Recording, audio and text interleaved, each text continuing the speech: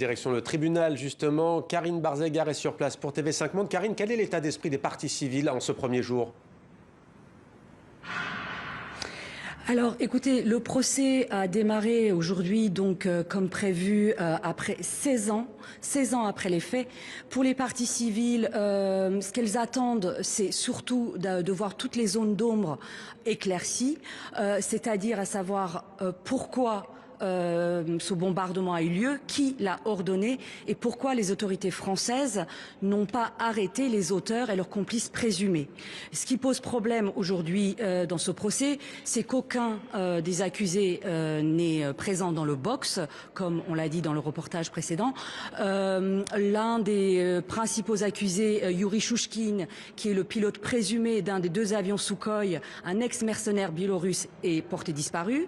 Et ces deux copilotes ivoiriens, copilotes présumés en tout cas, ont été amnistiés en Côte d'Ivoire. Reste qu'au procès, il y aura 70 témoins et 10 experts qui vont venir à la barre pour tenter d'éclaircir les zones d'ombre. Et Karine, qu'a-t-on appris aujourd'hui? Alors aujourd'hui, on a vu plusieurs cartes, plans, des photos du camp de Bouaké et des Sukhoi, des avions Sukhoi après destruction. On a également vu plusieurs vidéos de l'attaque des Sukhoi, ce qui a dû être assez éprouvant pour les parties civiles.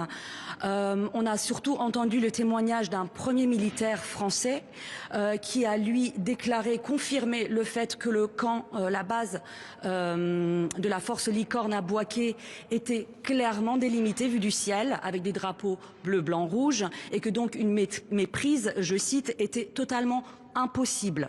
Il a également déclaré que les auteurs de l'attaque, les pilotes et les copilotes de l'avion, des avions étaient descendus de leurs appareils sur la base de Yamoussoukro et donc il aurait été possible de les arrêter sur place.